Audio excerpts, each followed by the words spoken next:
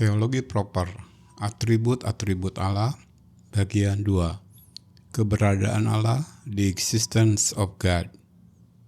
Kembali ke teks dalam Ibrani 11 ayat 6, dikatakan bahwa barang siapa hendak datang kepada Allah, ia harus percaya bahwa Allah ada. Maksudnya bukan saya percaya kepada suatu Allah. Ini yang akan dihasilkan oleh argumen-argumen tadi. Ini tidak cukup. Allah tidak berkata, mari percayalah kepada suatu Allah, tetapi dengan tegas dia berkata, percayalah kepada Allah, percayalah kepadaku. Allah yang benar, Sang Allah, bukan a God, tetapi the God, the Father Almighty, Creator of heaven and earth. Bukan Allah yang mana saja, melainkan satu-satunya Allah yang benar, Sang Maha Pencipta alam semesta. Bukan juga sekedar ide atau konsep tentang Allah atau sekedar ucapan kata Allah, melainkan satu sosok Allah yang nyata. Francis Schaeffer menyebutnya sebagai the God who is there, Allah yang sungguh ada. Kita hidup di zaman di mana virtual reality atau realitas maya atau realitas yang tidak nyata menguasai berbagai aspek kehidupan manusia. Apa itu virtual reality? Suatu lingkungan yang diciptakan oleh komputer dengan latar dan objek-objek yang tampak nyata sehingga pengguna tenggelam di dalamnya. Kita menonton film di bioskop atau di TV dan kita terlarut di dalamnya seolah itu adalah kenyataan. Anak-anak kita bermain game lewat gadget terhanyut di dalamnya seolah itu kenyataan. Lalu dengan penuh keyakinan kita berkata, saya tahu itu karena saya sudah melihatnya di film atau TV. Padahal itu hanyalah ilusi yang dihasilkan oleh trik-trik kamera, manipulasi gambar secara digital, manusia mengerjakannya dengan bantuan komputer yang semakin canggih. Itu semua demikian mempengaruhi kehidupan kita sehari-hari seolah-olah nyata, padahal hanyalah imajinasi para seniman. Manusia dibingungkan dengan apa yang nyata dan apa yang tidak nyata karena batas di antaranya semakin kabur. Kita semakin dijauhkan dari realitas sesungguhnya, the ultimate reality. Allah lah realitas sesungguhnya. God is the ultimate reality. Kita tidak sedang membicarakan Allah hasil fantasi atau hasil imajinasi, melainkan Allah yang nyata, yang sungguh-sungguh ada. Jadi kalau pertanyaannya, apakah ada suatu Allah? Saya tidak mau menjawab itu, kita tidak akan membahas itu. Pertanyaan yang benar adalah, apakah Allah ada? Dan jawabannya adalah, Allah ada. Ini yang menjadi poin penutup kita kali ini. Allah ada. Kita berbicara tentang wujud keberadaan Allah. Wujud keberadaan seperti apa yang dimiliki Allah? Menurut Alkitab, firman Allah sendiri, Dia adalah ada dengan sendirinya atau self-existence. Keluaran 3 ayat 14. Firman Allah kepada Musa, Aku adalah aku. Yohanes 5 ayat 26. Sebab sama seperti Bapa mempunyai hidup dalam dirinya sendiri, demikian juga diberikannya anak mempunyai hidup dalam dirinya sendiri. Wahyu 1 ayat 8. Aku adalah Alfa dan Omega, firman Tuhan Allah, yang ada dan yang sudah ada dan yang akan datang, yang maha kuasa. Ia ada di dalam dan dari dirinya sendiri. Kita menyebutnya dalam istilah atau ungkapan teologi necessary existence atau keberadaan yang diperlukan. Harus ada dan tidak bisa tidak ada. Allah itu ada dan tidak mungkin baginya untuk tidak ada. Juga mustahil bagi Allah untuk meragukan keberadaannya sendiri. Ia tidak mungkin menjadi bodoh seperti kita yang menyangkal keberadaannya, karena kita sudah tahu bahkan malaikat dan setan mengakui dan tidak dapat menyangkal keberadaannya. Coba renungkan ini sejenak. Segala yang di atas kita dan segala yang di bawah kita tidak pernah menyangkal keberadaan Allah. Bahkan yang hidup di atas tanah bersama dengan kita. Tentang binatang-binatang, Ayub katakan, bertanyalah kepada binatang, engkau diberitahu. Yakobus katakan, tanyalah kepada setan-setan, mereka akan mengatakannya kepadamu. Berbicara tentang keberadaan Allah, kita berbicara tentang necessary existence. Sekali lagi, adalah tidak mungkin bagi Allah untuk tidak ada. Bagi setiap kita manusia, sangat mungkin bahwa kita bisa tidak ada. Kita tidak memiliki necessary existence. Kita bisa hilang dari keberadaan kita. Kita tidak perlu dan tidak harus ada. Kita ada karena Allah menjadikan kita sehingga kita ada. Mustahil juga bagi kita untuk membayangkan ketidakberadaan Allah karena Allah telah mengatakan kepada kita tentang keberadaannya. Mustahil sebenarnya bagi kita untuk menyanyikan lagu dari John Lennon yang berkata, bayangkan tidak ada sorga, tidak ada neraka, maka tidak ada Allah. Maaf saja, tetapi John Lennon salah. Detik-detik setelah kematiannya, dia tahu bahwa dia salah. Sekali lagi adalah tidak mungkin untuk membayangkan ketidakberadaan Allah. Allah ada dan kita mengetahuinya. Dia perlu ada, harus ada. Kita ada karena dia ada. Kisah 17 ayat 28. Sebab di dalam dia kita hidup, kita bergerak, kita ada.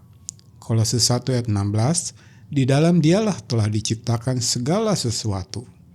Ibrani 1 ayat 3. Ia menopang segala yang ada dengan firman-Nya yang penuh kekuasaan. Allah lah makhluk tertinggi dan keberadaannya adalah necessary being, keberadaan yang perlu atau harus, keberadaan yang absolut, keberadaan di atas segala keberadaan, keberadaan yang memungkinkan keberadaan yang lain. Dia tidak diciptakan, dia ada dengan sendirinya. Dia ada, titik. Apakah Anda sekarang menangkap betapa dalamnya makna yang terkandung dalam dua kata ini? Allah ada. Kembali kepada Bertrand Russell yang sempat kita singgung di awal. Setelah ia menyatakan bahwa Allah itu tidak ada, kemudian orang-orang bertanya kepadanya, lalu bagaimana Anda menjelaskan keberadaan alam semesta?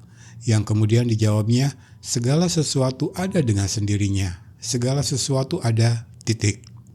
Tidak, itu tidak benar. Allah ada, titik. Kita ada karena dia ada. Renungkan hal ini dalam-dalam. Segala sesuatu ada karena Allah ada. Terakhir, saya coba berikan beberapa aplikasi untuk menutup pelajaran kita hari ini. Yang pertama, percayalah kepada Allah. Tidak sekedar percaya bahwa dia ada, melainkan percaya secara pribadi di dalam dia. Mempercayakan seluruh hidup dan keberadaan kita kepadanya. Dengan segenap hati dan segenap pikiran, tanpa memberi ruang sedikit pun untuk keraguan. Percaya sepenuhnya kepada Allah. Yang kedua, sebagai seorang hamba Tuhan, saya mendorong Anda untuk banyak-banyak berpikir dan merenungkan tentang Allah. Bermeditasi tentang Allah, membangun satu kontemplasi kudus tentang Allah dan keberadaannya. Berdamai dengan Dia, mengakui Dia. Temukan satu waktu, satu tempat dalam hidupmu di mana kau merenungkan hanya dua kata ini, Allah ada. Kau bisa menghabiskan sepanjang sore tidak melakukan apapun kecuali merenungkan keberadaan Allah. Dia adalah makhluk dengan keberadaan yang absolut. Tidak diciptakan. Dia ada dengan sendirinya. Kita semua ada karena dia ada. Anda bahkan bisa menghabiskan seluruh hidupmu bermeditasi tentang ini. Dengan Alkitab Anda terbuka. Tekun dalam pengajaran firman yang sehat dan sistematis.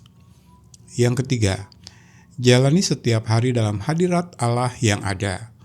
Karena tidak ada satu tempat pun yang di sana Allah tidak ada. Tidak ada waktu sedetik pun di mana Allah tidak ada. Jalani hidup dalam realitas mengagumkan ini. Bangun satu kesadaran, dimanapun kau berada, apapun yang kau pikirkan dan lakukan, Allah ada di sana. Yang pertama ada, yang terakhir ada, bahkan selalu ada. Dia adalah makhluk tertinggi sehingga layak mendapat tempat tertinggi dalam hidup kita. Hiduplah setiap hari di dalam hadirat-Nya. Yang keempat, kenalilah Allah, know God. Para ateis atau agnostik berkata no God, tetapi kita berkata know God. Mereka bergerak menjauhi Allah, menyangkal dan menolak Dia. Kita bergerak mendekat, semakin rindu mengenalnya lebih lagi secara pribadi. Yang kita pelajari di sini bukan sekedar tahu tentang Allah, tetapi mengenalnya secara pribadi. 2 Petrus 1 mulai ayat yang pertama. Dari Simon Petrus, hamba dan rasul Yesus Kristus, kepada mereka yang bersama-sama dengan kami memperoleh iman oleh karena keadilan Allah dan Juru Selamat kita, Yesus Kristus. Kasih karunia dan damai sejahtera melimpahi kamu oleh pengenalan akan Allah dan akan Yesus Tuhan kita. Karena kuasa ilahinya telah menganugerahkan kepada kita segala sesuatu yang berguna untuk hidup yang saleh oleh pengenalan kita akan Dia yang telah memanggil kita oleh kuasanya yang mulia dan ajaib. Dengan jalan itu Ia telah menganugerahkan kepada kita janji-janji yang berharga dan yang sangat besar, supaya olehnya kamu boleh mengambil bagian dalam kodrat ilahi dan luput dari hawa nafsu duniawi yang membinasakan dunia.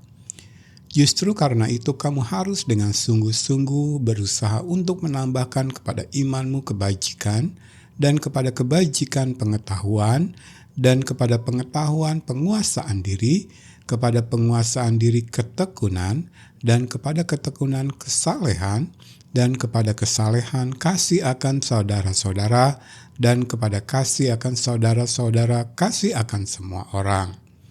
Sebab apabila semuanya itu ada padamu dengan berlimpah-limpah, kamu akan dibuatnya menjadi giat dan berhasil dalam pengenalanmu akan Yesus Kristus Tuhan kita. Tetapi barang siapa tidak memiliki semuanya itu, ia menjadi buta dan picik karena ia lupa bahwa dosa-dosanya yang dahulu telah dihapuskan. Karena itu saudara-saudaraku, berusahalah sungguh-sungguh supaya panggilan dan pilihanmu makin teguh. Sebab jikalau kamu melakukannya, kamu tidak akan pernah tersandung. Dengan demikian kepada kamu akan dikaruniakan hak penuh untuk memasuki kerajaan kekal, yaitu kerajaan Tuhan dan Juru Selamat kita, Yesus Kristus. Iman Kristen dengan tujuan akhir kehidupan kekal pada intinya ada dalam pengenalan akan Dia. Yohanes 17 ayat 1-3. Demikianlah kata Yesus. Lalu Ia menengadah ke langit dan berkata, Bapa, telah tiba saatnya. Permuliakanlah anakmu, supaya anakmu mempermuliakan engkau. Sama seperti engkau telah memberikan kepadanya kuasa atas segala yang hidup, demikian pula Ia akan memberikan hidup yang kekal kepada semua yang telah engkau berikan kepadanya. Inilah hidup yang kekal itu, yaitu bahwa mereka mengenal engkau satu-satunya Allah yang benar dan mengenal Yesus Kristus yang telah engkau utus. Dan tidakkah Anda tahu bahwa lewat kehidupan kita yang mengenal Allah secara pribadilah Allah akan memakai hidup kita untuk memberitakan pengenalan akan Dia kepada orang-orang pilihannya.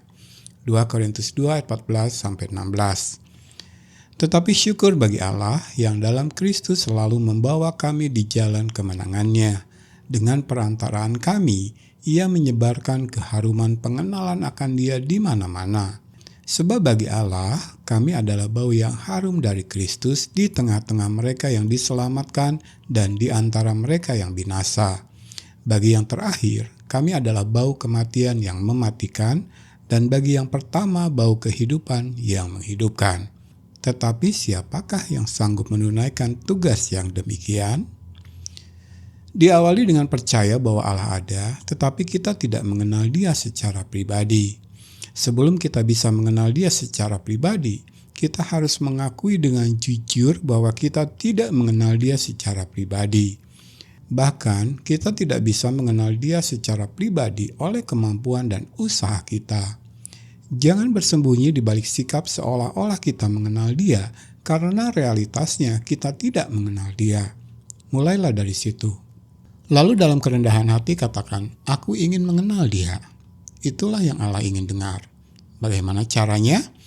Jawabannya sederhana tetapi sangat mendalam, 2 kata saja, Yesus Kristus. Dengarkan apa yang Dia katakan. Yohanes 14 ayat 1.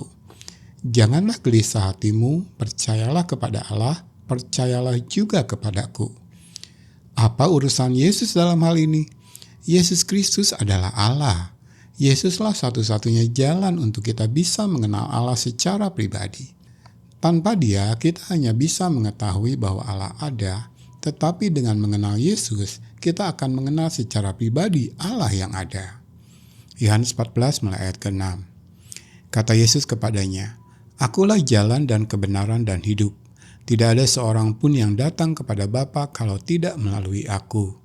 Sekiranya kamu mengenal aku, pasti kamu juga mengenal Bapakku. Sekarang ini kamu mengenal Dia dan kamu telah melihat Dia. Segala pewahyuan alam, segala yang ada di sekeliling kita yang menunjuk kepada Allah, tidak cukup bagi kita untuk mendapat keselamatan atau pengenalan akan Dia secara pribadi, bahkan justru akan menuduh dan mendakwa kita.